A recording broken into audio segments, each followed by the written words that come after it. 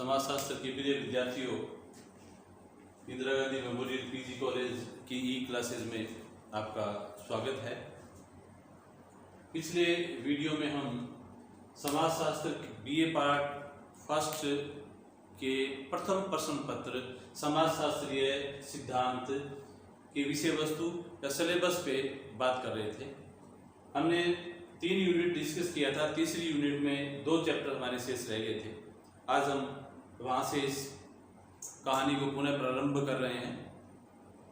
तीसरी यूनिट में एक चैप्टर है गतिशीलता, जिसको अंग्रेजी में मोबिलिटी के नाम से जाना जाता है। ये समाज की जो व्यवस्था है, ये व्यवस्था गति पे निर्भर करती है। कोई भी ऐसी इकाई नहीं है जिसमें गति नहीं हो। यदि किसी इकाई में आपको गति दिखाई नहीं देगी तो वह निर्जीव अवस्था में आ जाएगी और एक समय बाद उसका समाप्तिकरण संभव है। तो हम जब इसके डिटेल में जाएंगे तो गतिशीलता का अर्थ, परिभाषा और इससे जुड़े हुए अन्य कुछ मुद्दे हैं जिन पे चर्चा करें। दूसरा चैप्टर है स्तरीकरण, जिसे अंग्रेजी में स्ट्रैटिफिकेशन के नाम से जाना जाता है। पूरी दुनिया में आप देख रहे हैं कि सब लोग आपको एक जैसे दिखाई नहीं देते हैं। सब लोगों की सोच एक जैसी नहीं है। सब लोगों के काम करने के तरीके एक जैसे नहीं है। और सबसे बड़ी बात, पूरे समाज के अंदर उच्चता और निम्नता का एक निश्चित प्रकार का स्तर बना हुआ है।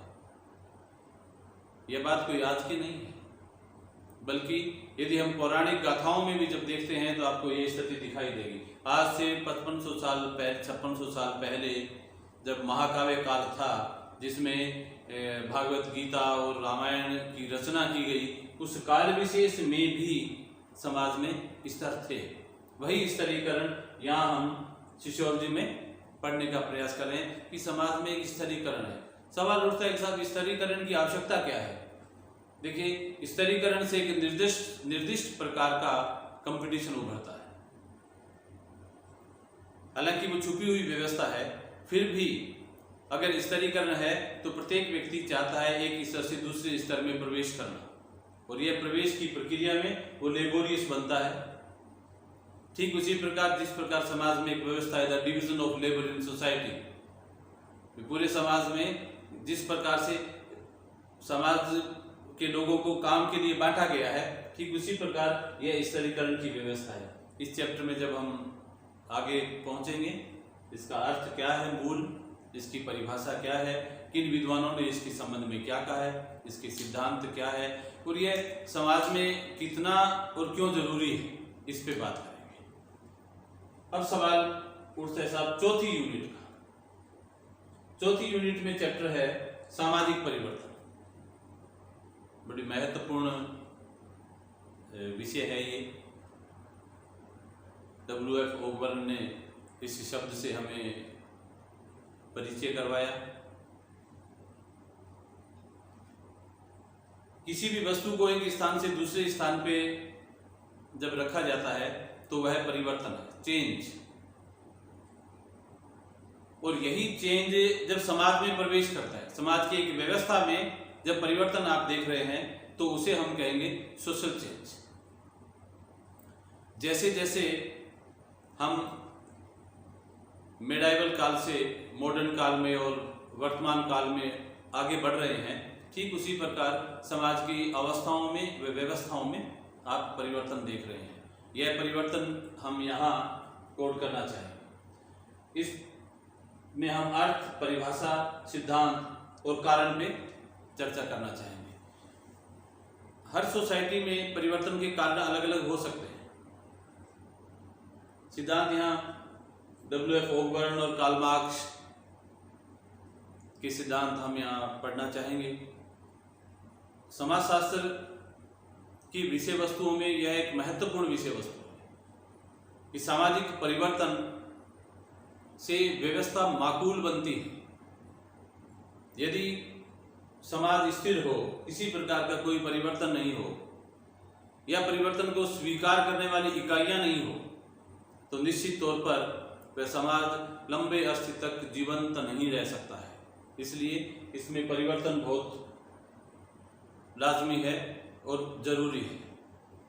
जब इसके कारणों की बात आती है, सामाजिक कारण है, इसके आर्थिक कारण है, राजनयिक कारण है, धार्मिक कारण है, सांस्कृतिक कारण है, अनेक प्रकार के ऐसे कॉजेज हैं, अनेक प्रकार के ऐसे इफेक्ट्स, प्रभाव हैं जिनके कारण इस समाज में परिवर्तन समय समय पर आता जाता है। विभिन्न विद्वानों ने इसके संबंध में अलग अलग तरीके से इसे समझाने का प्रयास किया है। हम जब डिटेल में इस चैप्टर को पढ़ेंगे तो इन परिभाषाओं को कोड करने का प्रयास करेंगे। कार्ल मार्क्स के संबंध में थोड़ी सी मैं यहाँ बात करना चाहूँगा। कार्ल मार्क्स ने सामाजिक परिवर्तन के संबंध में क्लास और क्लास स्ट्रगल की बात किया है। वर्ग और वर्ग संघर्ष के संदर्भ में उन्होंने चर्चा की है। इनका जो लिटरेचर है, इनकी जो रचनाएं हैं, हर रचना में आप सामाजिक परिवर्तन के संबंध में या सामाजिक परिवर्तन की दृश्यावली जो है आपको हर इनकी पुस्तक में दिखाई देगी। चाहे वो दास कैपिटल फेज फर्स्ट है, चाहे दास कैपिटल फेज सेकंड है, चाहे होली फैमिली है, चाहे कम्युनिस्ट मैनिफेस्टो है, सब में आपको सामाजिक परिवर्तन के संबंध में आपको दिखाई देगा। बड़े पुरजोर शब्दों में इन्होंने मुखालफत की है इस बात की।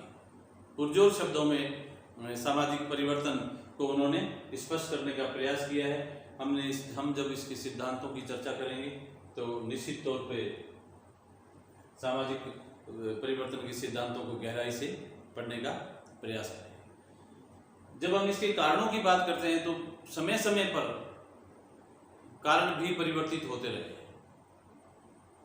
आधुनिक जमाने में सामाजिक परिवर्तन के कारण कुछ अलग है, और यदि हम थोड़ा पीछे मुड़ के देखते हैं तो उस काल विशेष में इसके कारण कुछ अलग रहे। कहने का भाव है कि समाजशास्त्रीय परिप्रेक्ष्य में, समाजशास्त्रीय दृष्टिकोण में जब समाजशास्त्र की विषय वस्तु की बात की जाती है तो सामाजिक परिवर्तन भी एक उसकी महत्वपूर्ण विषय वस्तु है। इसलिए महत्वपूर्ण है कि समाजशास्त्र का जो मूल बेस है, जो आधार है, वो समाज है, और समाज का जो प्रमुख अंग है वो मानव है। मानव चिंतनशील है, मानव परिवर्तनशील है। मानव एक जगह ठहरकर बैठने वाली श्रेणी में नहीं आता है। तो जो चिंतनशील है और परिवर्तनशीलता की पक्ष लेने वाला है तो निश्चित तौर पर समाज में एक परिवर्तन आएगा, और वह परिवर्तन स्वाभाविक तौर पर समाज में उसे कोड किया जाता है, समाज में उसका लाभ उठाया जाता है। जब लाभ और हानि की बात आती है तो परिवर्तन दो तरीके से काम करते हैं। कुछ परिवर्तन ऐसे भी होते हैं जो नॉन इफेक्टिव होते हैं, कुछ परिवर्तन ऐसे भी हैं जो इफेक्टिव है। नॉन इफेक्टिव जो परिवर्तन है, परिवर्तन वो भी है, लेकिन नॉन इफेक्टिव जो है वो समाज में किसी प्रकार की प्रोग्रेस नहीं करता है।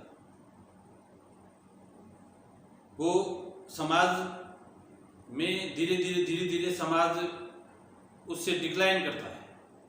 कहने का मेरा भाव है कि कुछ परिवर्तन क्रांतिकारी है, कुछ परिवर्तन इवोल्यूशनरी एकदम से होते हैं, कुछ परिवर्तन सने सने होते हैं, लेकिन सारे परिवर्तन, सारे सामाजिक परिवर्तन समाज के विकास के लिए महत्वपूर्ण है, यह जरूरी नहीं है। बहुत सारे परिवर्तन ऐसे भी हैं जिनसे समाज को बड़ी हानि उठानी पड़ती है, लेकिन वो परिवर्तन होते हैं समय के साथ। प्राकृतिक आपदाएं भी समाज में परिवर्तन ला देती है, तो प्राकृतिक आपदाओं से जो समाज में परिवर्तन आया है वह परिवर्तन निश्चित तौर पर महत्वपूर्ण नहीं कहा जाएगा। फैशन है, चलचित्र है, अच्छा साहित्य है, ये भी सामाजिक परिवर्तन के द्योतक रहे हैं और आगे भी द्योतक रहने की संभावनाएं बनी रहती है कि इनसे समाज में क्या इफेक्ट आता है। मेरे कहने का भाव है कि चौथी यूनिट में सामाजिक परिवर्तन के संबंध में हम डिटेल से बात करेंगे भविष्य में, जब हमारी इस संबंध में नई क्लास होगी। तो धन्यवाद।